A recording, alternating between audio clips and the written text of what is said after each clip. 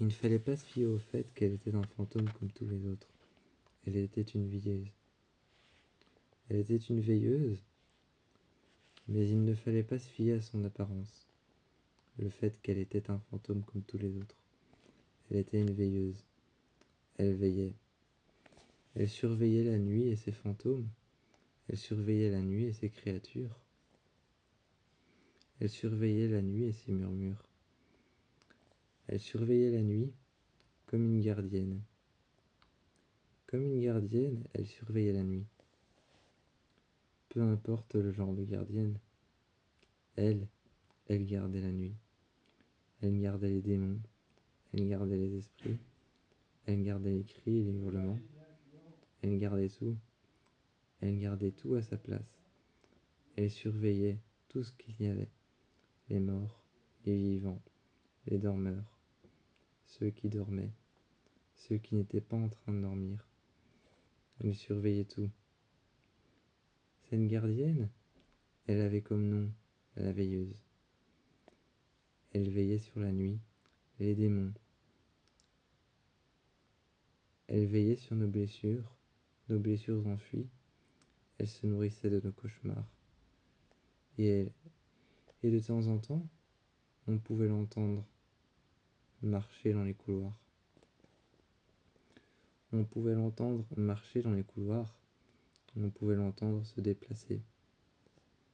On savait quand elle se déplaçait, lorsqu'une statue bougeait. Lorsqu'une statue bougeait et qu'on avait l'impression que son visage changeait d'expression, ou alors que sa main ou son visage commençait à sourire, que sa main se mettait presque sur notre épaule, presque à la toucher, qu'une jambe se déplaçait. On avait l'impression d'être surveillé par la veilleuse. La veilleuse était un être dépit de foi, dépit et démunie de foi.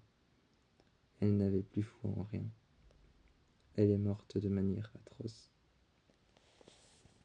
Elle est morte de manière atroce. La veilleuse a vécu de bons et de mauvais moments. Lorsqu'elle était encore vivante, que c'était encore une femme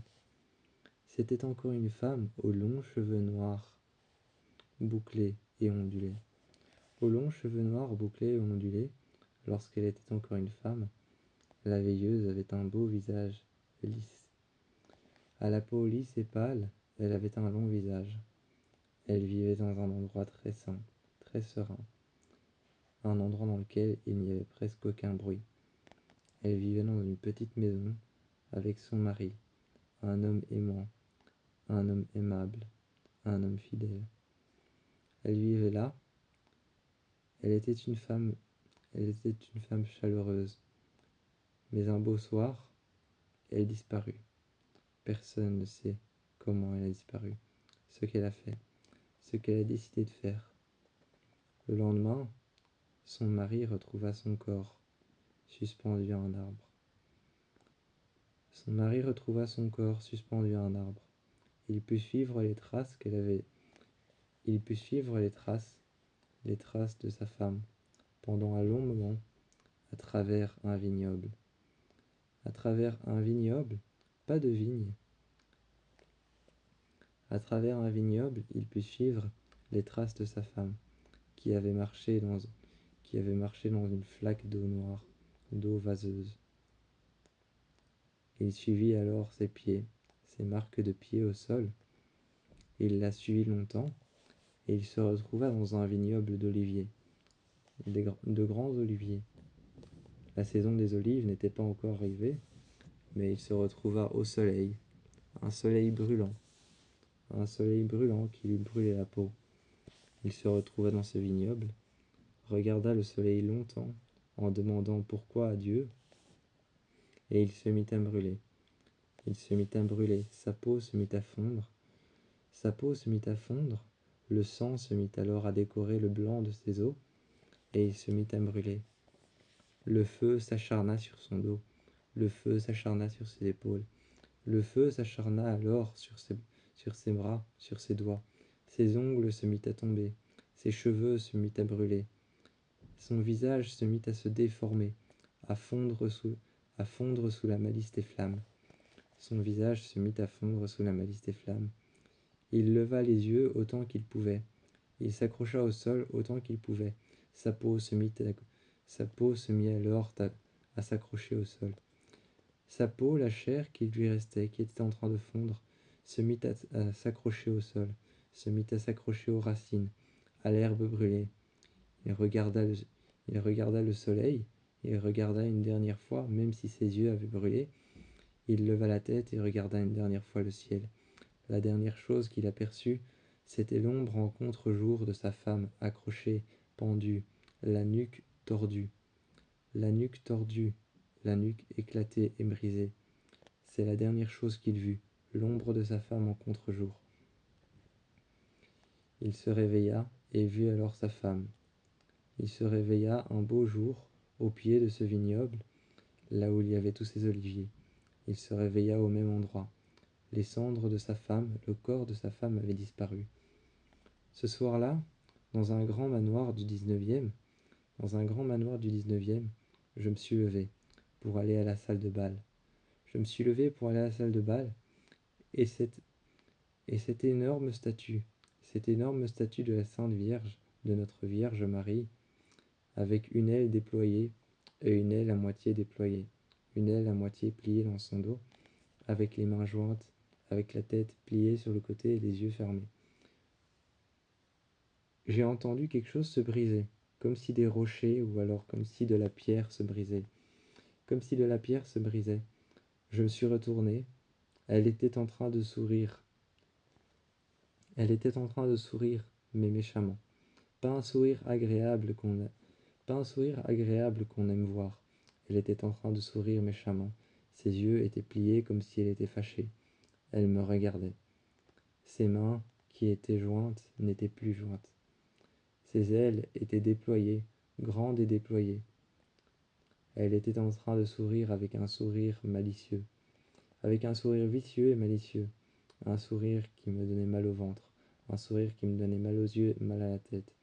Je la regardais, et ce sourire qui me faisait mal au ventre, qui me donnait des nœuds dans l'estomac, ce sourire qui me donnait des nœuds dans l'estomac, qui me donnait l'impression d'avoir un poids sur le ventre, d'avoir un poids sur le torse. Ce sourire qui me donnait l'impression que j'avais un poids sur les épaules, je le regardais, je ne pouvais plus m'en défaire. Ses ailes déployées et ses mains qui n'étaient plus jointes mais le long de son corps, au pied de ses mains, juste à ses pieds, elle portait un sabre. Mais à ses mains, elle portait un grand sabre qu'elle n'avait pas avant. Un sabre qui était au pied, qui était arrivé juste au bout de ses pieds, au bout de ses orteils. Elle m'a regardé et sa tête s'est inclinée légèrement. Ça a mis quelques minutes pour que sa tête s'incline. Là, j'ai levé les yeux et je l'ai vue en contre-jour par rapport à un grand lustre derrière elle. De la lumière d'un grand lustre derrière elle, je l'ai vue en contre-jour. J'ai incliné la tête aussi, et j'ai vu ses bras et ses jambes qui se sont mis à bouger. Elle a alors sauté sur moi directement, les jambes pliées sur moi. Je l'ai regardée dans les yeux, et j'ai vu le mal, j'ai vu l'obscurité, j'ai vu les ténèbres, j'ai vu les flammes de l'enfer, et je l'ai vu. J'ai vu les flammes de l'enfer, j'ai vu les profondeurs de l'enfer, j'ai vu le feu, j'ai vu la souffrance, j'ai entendu les cris, les murmures, j'ai entendu tout ce qu'elle a vécu. Elle m'a regardé, ses mains impies brunes et attachées à mon cou, étaient en train de m'attacher le cou, était en train de m'attacher la nuque. Elle était en train de me tenir très fort la nuque, très fort le cou. Et plus elle m'étranglait, plus je voyais son sourire s'accentuer, plus je voyais ses yeux devenir livides et intenses. C'était comme ça qu'on pouvait la repérer maintenant, la veilleuse. Elle était partout dans ce manoir du 19e. Ses pleurs, ses cris, ses hurlements. Ces martyrs qu'on pouvait entendre crier, hurler, la supplier, les supplices de ces martyrs, les supplices des diverses manières qu'elle utilisait pour les torturer, les traînées de sang qu'on retrouvait partout dans les couloirs, qu'on suivait jusqu'à un endroit où on la retrouvait, où on retrouvait la statue, de nouveau mise d'une manière complètement différente qu'avant, sur son socle. Elle était partout, dans les murs, dans les escaliers, Elle était partout, dans les murs, dans les escaliers, dans les chambres, dans les tiroirs des meubles. On pouvait entendre les murmures partout. On pouvait voir les ombres partout, dans les miroirs, dans les reflets, dans l'eau, lorsqu'on se faisait couler un bain, dans le reflet de l'eau. On pouvait y apercevoir les reflets de ces diverses victimes, de ces diverses martyrs, les supplices, les murmures qu'on pouvait entendre sous l'eau, comme dans la coquille d'un coquillage, où on entendrait la mer. Là, on entendait les supplices et les cris, les hurlements, les tripes qui tombaient à terre, le sang coulait. On avait l'impression de sentir la chaleur du sang couler sur nos mains, alors que nous n'avions rien fait.